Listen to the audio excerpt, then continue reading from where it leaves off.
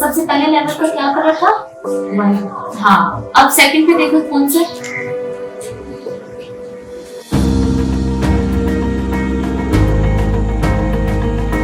अस्सलाम वालेकुम नाज़रीन, न्यूज़ अलर्ट से मैं फ़रहान मिर्ज़ा। नाज़रीन, ब्लाइंड के हवाले से पूरी दुनिया में एक इशू है, उनके मसाइल बड़े हैं, उनके हवाले से एक दिन मनाया जाता है, जिस हवाले से मुख्तलिफ़ जगहों पर, मुख्तलिफ़ यूनिवर्सिटीज़ में और जो ऐसी फ़लाही तंजीमें हैं, सोशल वेलफेयर्स की जो तंजीमें हैं, वो काम करते भी नज़र आते हैं। और हर शहर में, हर ज़िले में, दुनिया भर में इसके हवाले से स्पेशली स्कूल भी बनाए गए हैं और इनकी एजुकेशन के हवाले से भी किया गया है। मेरे साथ गुजरात की एक ऐसी स्टूडेंट मौजूद हैं जिन्होंने उनके साथ 3 हफ़्ते उनके साथ पहले क्लासेस अटेंड की और उनके मसाइल पर काम किया, और काम करने के बाद फिर उन्होंने जिस चीज़ की ज़रूरत बनी कि ये चीज़ उनकी ज़रूरत में, उनकी रोज़मर्रा की ज़िंदगी में मौजूद होनी चाहिए ताकर इस पर भी काम किया जा सके। इस हवाले से इन्होंने मुख्तलिफ़ चीज़ें जो है वो बनाई। सबसे पहली चीज़ पर इन्होंने जो बताया, भी बात भी करेंगे इनसे, इन्होंने जो बताया, इनका कहना था कि सबसे ज़रूरत है रंग। जिस रंगों पर इन्होंने काम किया, पहले कपड़े पर काम किया और फिर मुख्तलिफ़ ऐसी चीज़ें जो हमारे रोज़मर्रा के इस्तेमाल में होती हैं, जैसा कि आप देख भी सकते हैं, बड़ी कॉमन चीज़ें हैं जो उनके इंफॉर्मेशन के लिए इन्होंने बनाई हैं और बनाकर उनके लिए जो एक नई चीज़ में इजाफा किया है। मेरे साथ ये स्टूडेंट मौजूद हैं, इनसे बात करते हैं। मेरा नाम आयशा नवाज़ है और मेरा जो टॉपिक है वो इनिशियली स्टार्ट हुआ था डॉट से। और डॉट पे पहले मैंने उसकी इम्पोर्टेंस देखी है कि डॉट पे क्या क्या चीज़ें हो सकती हैं।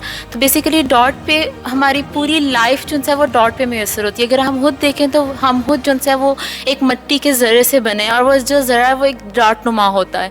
तो जब मैंने डॉट पे रिसर्च स्टार्ट की तो मुझे मैंने जैसे जैसे एक्सप्लोर किया तो मेरे माइंड में आया कि ब्रेल कोड जो कि ब्लाइंड्स के लिए यूज़ होता है उनको पढ़ाने के लिए। तो मैंने सोचा कि मैं इस पे काम करती हूँ, ब्लाइंड्स पे काम करती हूँ। मैं फिर उनके स्कूल में, यहाँ गुजरात में स्कूल है उनका झेल चौक के पास, वहाँ पे जाके तकरीबन 2 से 3 हफ्ते मैं उनके साथ रही हूँ। डेली मैं जाती थी, उनसे विज़िट करती थी कि उनकी लाइफ कैसी है, नेक्स्ट वो क्या करते हैं, अपनी डेली लाइफ कैसे गुजारते हैं, उनमें क्या क्या चीज़ें हैं, क्या क्या नहीं हैं। तो उधर से जब मैंने एक्सप्लोर किया कि मैंने उनसे एक दिन रैंडम पूछा कि आप लोगों की कलरिंग बुक्स हैं, आप लोग कलर्स किस तरह से पढ़ते हैं, कलर्स की पहचान क्या है। तो उन्होंने मुझे कहा कि नहीं, हम लोग कलर्स नहीं पढ़ते क्योंकि हम लोग देख नहीं सकते कलर्स। तो मेरे माइंड में ये बात क्लिक की कि देखा जाए तो कलर की हमारी लाइफ में बहुत ज़्यादा इंपॉर्टेंस है। लाइक अगर इन शॉर्ट हम कहते हैं ना कि रंगों के बगैर हमारी ज़िंदगी बेरंग है, तो वो उनकी तो ज़िंदगी फिर बेरंग हुई ना। ये चीज़ मेरे माइंड में ये पॉइंट क्लिक किया।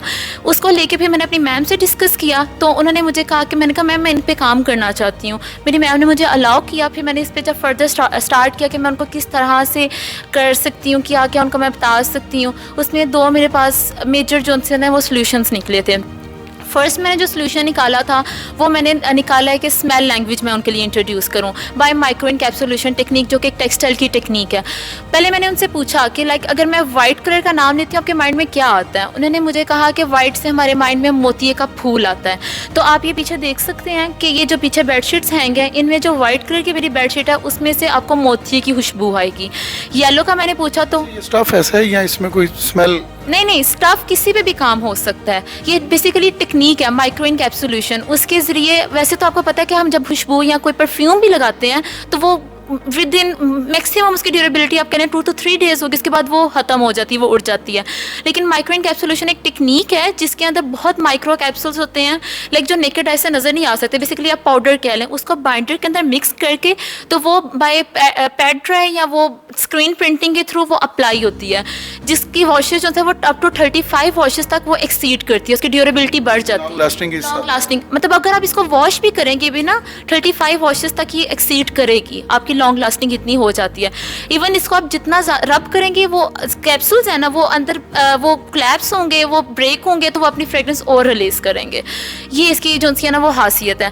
तो वो मैंने डिफरेंट, जिस तरह वाइट है, वाइट के अंदर मोतिये की है, येलो के अंदर मैंगो है, ब्लैक के अंदर ब्लैक रोज़ है, रेड में स्ट्रॉबेरी की है, इसमें ब्लू जो मेरा डिस्प्ले है इसमें ब्लूबेरी की फ्रेग्रेंस है। ये जो प्रोजेक्ट है ये दीगर जगहों पर से आइडिया था या जैसे आपने पहले इस पर वर्क किया है, इससे पहले ये कभी देखा हो, दुनिया भर में किया हो, ये पूरी दुनिया में फर्स्ट टाइम है?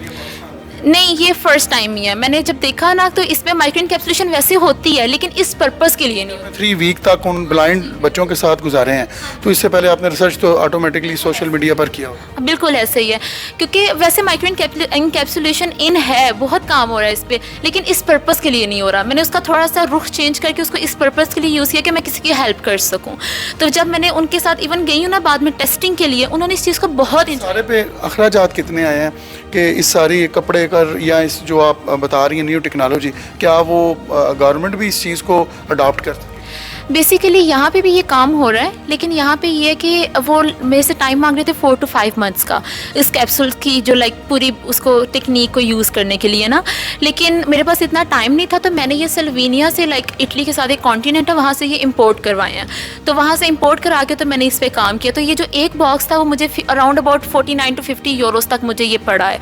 और उसके बाद फैब्रिक और प्रिंटिंग का इतना एज सच एक्सपेंस नहीं है, तो वो मेरी उससे गवर्नमेंट, जाहिर है मेरी बात सुने, अभी तो मैंने सिंगल पे काम किया ना, तो मुझे कॉस्ट इसकी ज़्यादा पड़ी है। लेकिन जैसे इसकी बैच प्रोडक्शन होगी, बल्क में होगा, तो वो उस हिसाब से फिर वो आहिस्ता आहिस्ता वो कम होता जाएगा इसका।